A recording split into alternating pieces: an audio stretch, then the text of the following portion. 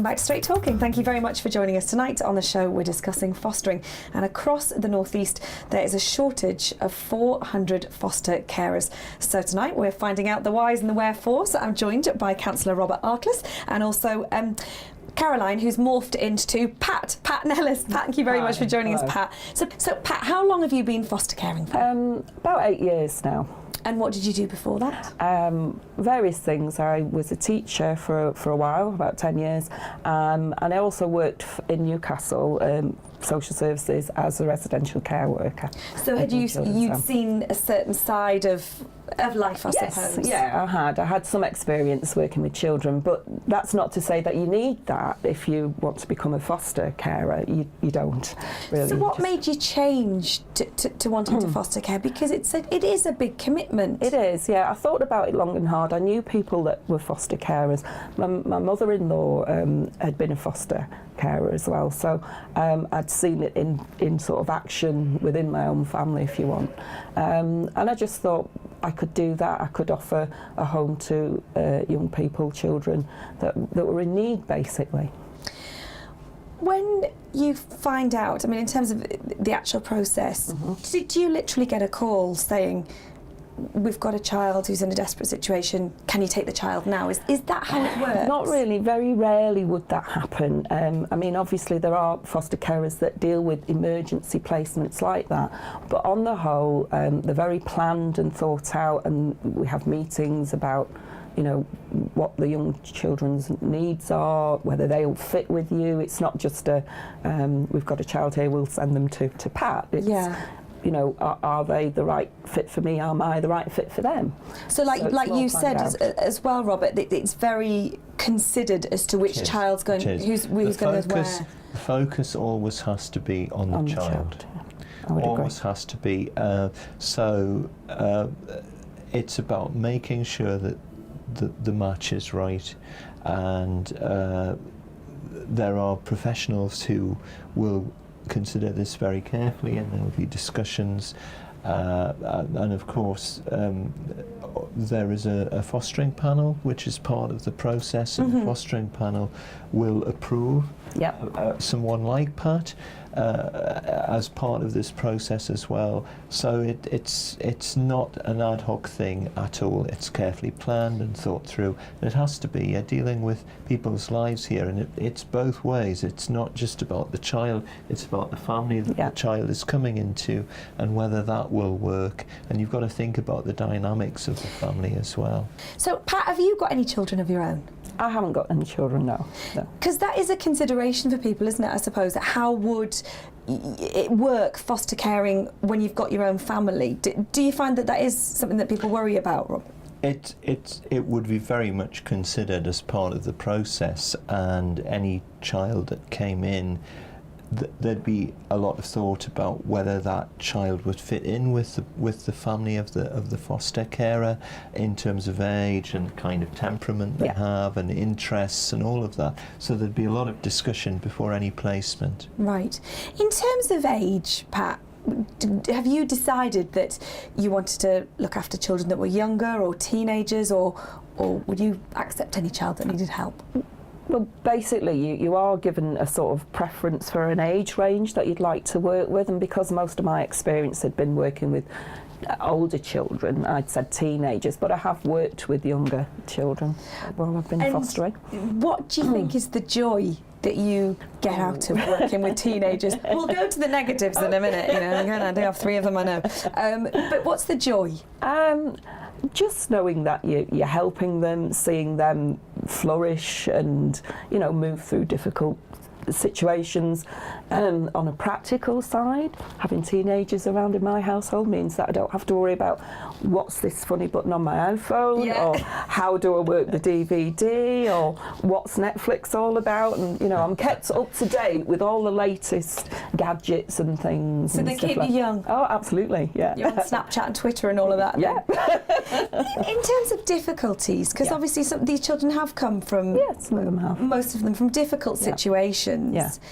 Do you have any specific training that will help you be able to cope with it? Because there must be situations where you get somebody being angry or being upset. Absolutely, we get lots and lots of training around multiple different issues that the young people may have and how it affects them, how it can affect the family life, and basically how you deal with these sort of issues that they might be presenting at any given time. And we're always sort of in the back of our mind. You get to the understanding that, you know, this isn't the child, that's the issues are usually outside of them, and they're just displaying the hurt and loss and things like that they've gone through that's usually brought them into a fostering situation. It must be fulfilling that you're helping people to get through that and preparing them to go on for a better life. Yeah, it is. You know, we have lots of fun, but sometimes there's tears, and like any family situation really, you learn to work through it. We get lots of support. There's people at the end of the phone. We all have a family placement worker as well as the child social worker, and they're there for you to give you the support that you might need through these difficult times with the young people. And I think that is very important, the support issue. There's a question that comes to mind, which is, you know, if it's something that I would have considered, this is definitely the question, and that is, how do you give them up? When you then become very close to a child and you've formed this relationship, how do you then just let them flee? Again, hopefully most of the time it's a planned thing. You've done training around those sort of emotions and attachments, and we try to do it and look to the future with them so that it's a positive thing. And really, I've had young people that have left me, and they've always come back to visit. I know, because I was going to say, is that, you know, what's the protocol on that, Robert? Is it the actual, you know, the formal protocol? Are you allowed to go back? There are. I think there's a much greater awareness these days of the importance of that kind of link and relationship. I'm involved on the adoption side primarily. I'm a member of the adoption panel, and you do have situations where people go from foster care into an adoption, and that's very, very carefully planned, and often the links are encouraged during that process, because a child could have spent a great deal of time with that foster family and then they're moving on, and it's scary, you know, but it's very, very important to plan that through. So as a foster carer, you've got to know that child very well. You know, you only really get to know somebody when you live with them. You've got to know them very well. It's true. Amazing. Me and my husband are still together, frankly. But I guess my point is that, do you have any say, Pat, then? Would you have any say, you know, working with Robert and his team as to where that particular child would go? It depends on the plan for the child, and they all come with a care plan, and that's thought out. And yes, I can contribute to that. I'll give my opinions of you know, where I think that young person's at, and the best place for them to be, and that's taken into consideration as much as, you know, the social workers or whatever. We're all part of the process, really. In terms of the children that are waiting to find a home, what's their situation then? So where are those children now? So if somebody's watching thinking, what, they're kind of humanising it and thinking, where's that child now waiting for a foster home? Where are they? Because I think there's a preconceived idea that, you know, the children's homes that they're in are sort of, scary places. We do have a very small number of children's homes now in Northumberland, but they are extremely small. You're talking about a handful of youngsters in each of the homes. Most of our young people who are in the looked after system are with families, foster families, or so they're not stuck in institutions. You know, that era's long gone, but